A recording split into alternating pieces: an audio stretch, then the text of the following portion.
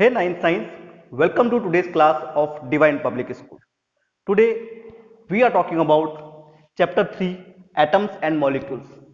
इसके अंदर हम पहला लॉ ऑलरेडी कंप्लीट कर चुके थे एंटोनी लेवैज़ो वाला। एंटोनी लेवैज़ो ने एक और चीज नोट करी जिसको बाद में जोसेफ प्राउस ने क्लैरिफाई किया। क्या है सेकंड लॉ ऑफ कॉम्बिनेशन या लॉ ऑफ कांस्टेंट प्रोपोर्शन या लॉ ऑफ डेफिनाइट प्रोपोर्शन। चलिए इसके बारे में बात करते हैं, कुछ इंटरेस्टिंग। क्या है इसका यूज, कैसे जरूरत पड़ी इसकी। एंटोनी लेवैज़ो ने एक चीज नोट करी जब वो केमिकल्स वगैरह के ऊपर अपनी डिस्कवरी कंटिन्यू कर रहे थे। उन्होंने एक चीज नोट करी, कोई भी कंपाउंड चाहे वो किसी भी सोर्स से मिला हो, उसके अंदर जो एलिमेंट्स होते हैं उनका रेशो फिक्स होता है। कुछ समझ में आया? यहां देखिए, हम बात करते हैं H2O। H2O का फॉर्मूला अपन को पता है, इसमें 2 हाइड्रोजन है और 1 ऑक्सीजन है। फॉर्मूला देखते ही हमें इसका पता चल जाता है।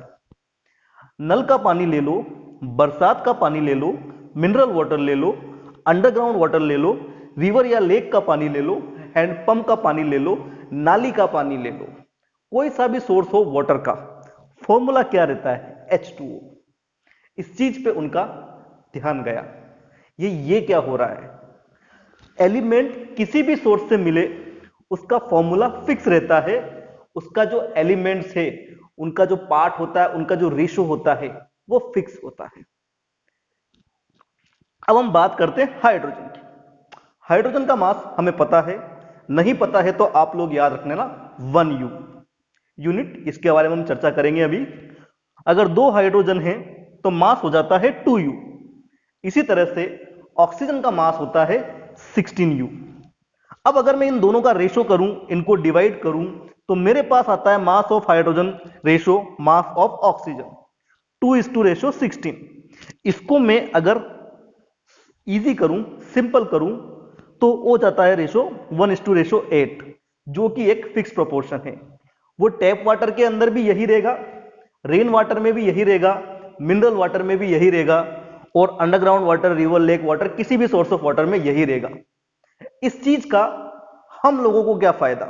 चलो उन्होंने मालूम कर लिया कि भाई एक एलिमेंट्स जो होते हैं किसी भी कंपाउंड में उनका रेशो फिक्स होता है। अपन स्टूडेंट लोग क्यों पढ़े इसे? अपन लोगों का क्या एप्लीकेशन है इसके अंदर? चलिए देखते हैं। सपोज कीजिए आपके पास 5 ग्राम ऑफ हाइड्रोजन है और आपको किसी तरीके से उसका वाटर बनाना है। ये कैसे होता है ये भी हम इस चैप्टर में जानेंगे। 5 ग्राम आपके पास हाइड्रोजन है और आपको उसका वाटर बनाना है, तो कितना वाटर बनेगा, कितना और ऑक्सीजन लगेगा, ये हम मालूम कर सकते हैं उस फिक्स्ड प्रोपोर्शन की हेल्प से। 5 ग्राम हाइड्रोजन है, वाटर बनाना है, कितना ऑक्सीजन और चाहिए?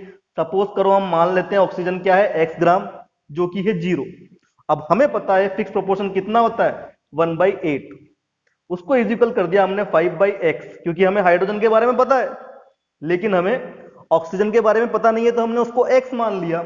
इसको क्रॉस मल्टीप्लाई करेंगे तो x का आ जाएगा हमारे पास 14 ग्राम आंसर। यानी कि अगर हमारे पास 5 ग्राम हाइड्रोजन है और हमें उसका वाटर बनाना है तो हमें 40 ग्राम्स की जरूरत पड़ेगी। आइए चेक करते हैं। 5/40, 5 ग्राम हमारे पास हाइड्रोजन था और हमको मालूम पड़ गया है कि ऑक्सीजन कितना है, 40। अगर आप इसको सोल्व करोगे तो आ जाएगा आपका फिक्स प्रोपोर्शन 1/8। चलो एक तरीका और है। दूसरा क्या यूज है? हमारे पास 100 ग्राम ऑफ वाटर है, 100 ग्राम पानी। अब हमें यह मालूम करना है इसमें हाइड्रोजन कितना है और ऑक्सीजन कितना है। हमें पता है कि फिक्स प्रोपोर्शन कितना है H2O के अंदर, 1/8। हाइड्रोजन और ऑक्सीजन की वैल्यू हमें ज्ञात करनी है। 1 को मान लेता हूं मैं 1x और उसका 8 गुना है ऑक्सीजन, तो उसको मान लेता हूं मैं 8x। 1x plus 8x is equal to 100। 1x और 8x कितने होते हैं, 9x। 9x is equal to 100, तो x की वैल्यू आ जाएगी 100/9। इसको मैं सोल्व करूंगा तो मुझे मिलेगा 11.11। थोड़ी देर के लिए उसको अप्रोक्सीमेट में क्या मान लेता हूं, 11। अब x की वैल्यू आ गई है मेरे पास 11। तो सबसे पहले था मेरे पास 1x हाइड्रोजन, 1x, x की जगह मैंने 11 रखा, 1 इंटू 11 11 ग्राम। ऑक्सीजन था मेरे पास 8x, x की जगह मैंने 11 रखा तो आ गया मेरे पास 8 इंटू 11 88 ग्राम। 100 ग्राम पानी बनाने के लिए अगर मुझे पता है कि फिक्स प्रोपोर्शन क्या होता है हाइड्रोजन और ऑक्सीजन का, तो मैं इस तरीके से मालूम कर सकता हूं 11 ग्राम 88 ग्राम, ये हो गया 99 ग्राम। बाकी का 1 ग्राम क्या कहां गया? अगर हम वो अप्रोक्सीमेट वाली वैल्यू भी कंसिडर कर लेते हैं तो हम पूरा का पूरा 100 ग्राम ऑफ वाटर यूटिलाइज कर सकते हैं। ओनली वाटर का ही टेका नहीं है, आप किसी भी कंपाउंड का रेशो निकाल सकते हैं और उसको बनाने के अंदर कितना एलिमेंट का योगदान होगा ये आप इस रूल की मदद से पता कर सकते हैं। एग्जांपल ले लेता हूं मैं अमोनिया का। अमोनिया का फॉर्मूला होता है NH3। अमोनिया एक गैस है जो मिली होती है नाइट्रोजन और हाइड्रोजन से। नाइट्रोजन का मास होता है 14U और हाइड्रोजन का मास तो अपन को पता ही है 1U। तो 14:3, 3 इसलिए लिया क्योंकि हाइड्रोजन 3 है, 1U plus 1U plus 1U हो जाता है 3।